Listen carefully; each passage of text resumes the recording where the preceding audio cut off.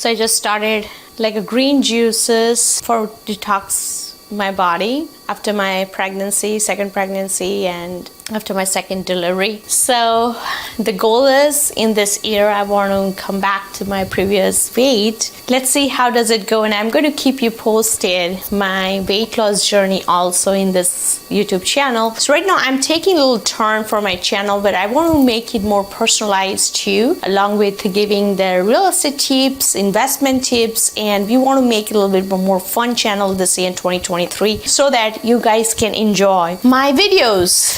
So I'm working on one flipping project. We have to order some supplies. That's one of the things, if in a timely manner, if you want to finish, you have to order. And I found out something good where the Wayfair offers a business professional account where they assign someone to help you out. So basically, today whole day, it saved me almost, I would say 1 to 2 hours extra time, which I would have spent, where Wayfair helped me to narrow down some options and kind of, were good help to figure out which would be ideal for me, and also the price discounts. That's number one, the pro accounts offer. It's a little tip for you. Okay, in today's video, we are going to talk about the first-time home buyers. First-time home buyer, if you are and want to buy a house in 2023, then this is kind of detailed guide. And I want to make it as much as detailed possible, where you will have everything in a one umbrella. So number one, if you are looking to buy a house, there are a couple of things you need to decide on your side. Right now, 2023 market is different. When before, let's say last 2 years, my advice would be different than this year. Right now, it's all question about the affordability instead of the price, what you want to go for, or the house you want to go for. So a lot of times I was advising to my clients that, okay, decide what kind of houses you want. The questions will be, okay, do you want 4 bedrooms, 5 bedrooms? Do you want a pool? Do you want a view? All those questions helps to design or visualize what exactly your dream house is. And depends on that, I advise numbers, the areas, locations, and the requirements based on,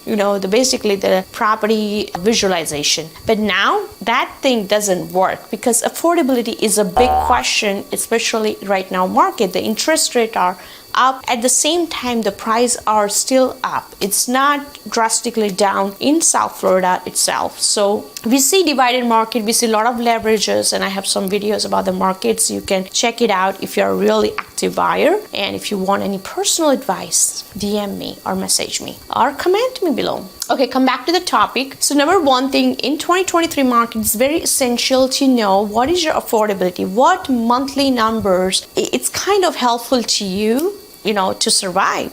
So as a first-time home buyers, especially in 2023, that's a very important question you should ask to yourself and to your spouse. What is your affordability? When I say affordability, means the monthly mortgage or monthly numbers which would be comfortable to you when you buy a house. You would have some extra expenses which is already going on, like a car expense, your kids' schooling, or your own personal expenses, or your vacation expenses. All those numbers you count, and including that, if you add your mortgage, what's your final monthly number you will be comfortable? That will be the chief question, will help you out to narrow down what would be your price range you should focus on. So once you decide that, then the next question is, what is your credit score? That credit score is important because that helps you to get the best interest rate, and also the eligibility. There are different kinds of loan in a market. If you are a physician or first responder, then also there are some other options. If you're military, then also there are 0 down payment options too. But every loan has a main requirement of the XYZ credit score. So there are some basic guidelines I've kept here, how much you would need if you are buying for a conventional loan, if you are going for FHA loan, what's the credit score requirement, and if you are a VA or physician or pharmacist or first-time responders, that also helps you to get some special loans. If you need more details of those loans, let me know too. Number 3, how much down payment you would need to buy a house? That's always is a main question for the first-time home buyers. Down payment is X amount you would be putting against the property, and the bank will give you the rest of the amount as the loan. And that's basically down payment number. So the rule of thumb Single family house, lowest you could go even 3% down. You do not need even 20%. That's a myth. So even with 3%, you could buy a beautiful single family house. If you are buying condo or townhouses, then 5% down, or majority of them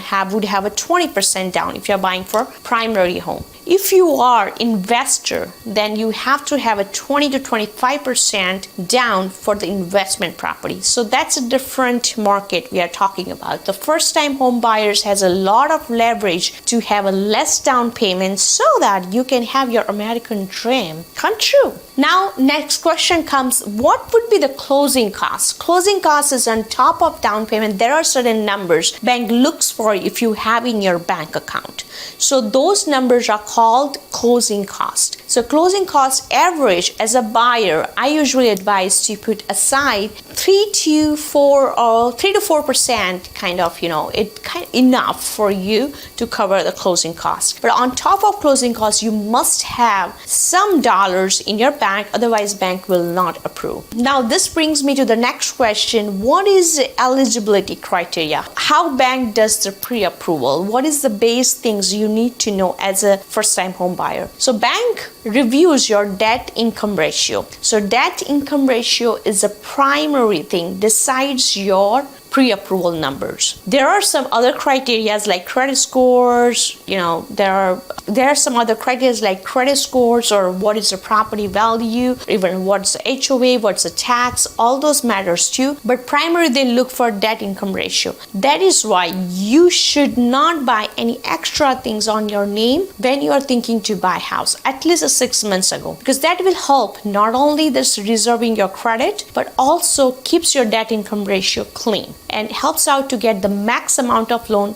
Depends what you buy. There is no requirement of buying at, let's say you are approved for 700,000. There is no requirement to buy at 700,000. You could go for 500,000, but that will give you the leverage of the higher pre-approval.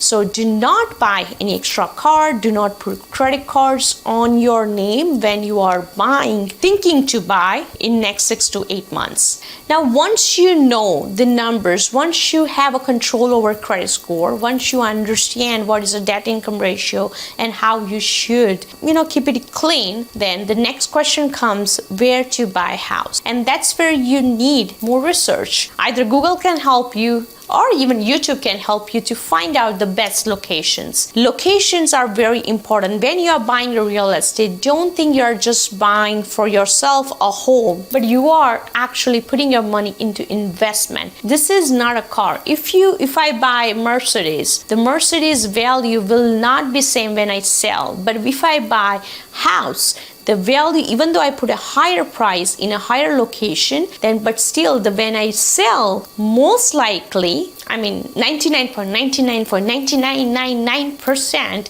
your value will be much, much, much higher, unless it was a 2008 market where a lot of people did experience the depreciation. But this is not a depreciation market, it's appreciation market, or even stabilization or overcorrections are happening at this moment. So that's very important to decide the best location, because the location will be the key for you to get the best value. After you select the location, now next point is the price. So depends on the location, the price will be in that area. So if you have something A-rated location, then definitely the price will be much higher than the other locations which is B-rated or C-rated. So personally, I like more A or B rated locations. I do not advise for the first time home buyers the C rated locations. If you are tight in budget, you could go for the small house, but the location is a very important key. If you have kids, the schools are very important. So definitely you need to do a proper research to have A-rated school zones or B-rated school zones. But do not go for C-rated. Just because the house is big, that doesn't mean that would be the good investment for you. And once you know numbers, it's a shopping time. So while you're shopping, make sure you are doing the in-person visits, or have your realtor to do the virtual calls in person.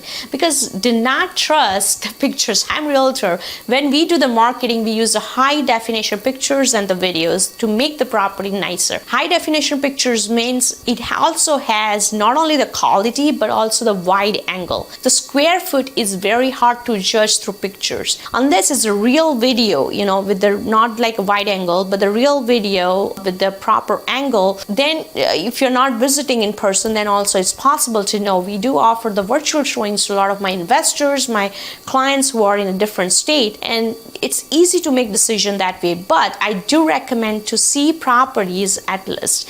Do not trust again to the pictures, because that will not give you idea of what's the square foot you require. And also about condition of property. Sometimes it looks amazing in the pictures, but in person it's not. Sometimes it doesn't look that good, but it's actually nice. You know, there are some other points like the view is great, but the inside property is not good, or the location is, you know, it's better. So there are always pros and cons, but you won't know until you visit or until you analyze that particular property. So this is a small first-time home buyer guide. If you like it, feel free to share with your friends and comment me below. If you have more questions, I would love to answer those. Thank you for watching.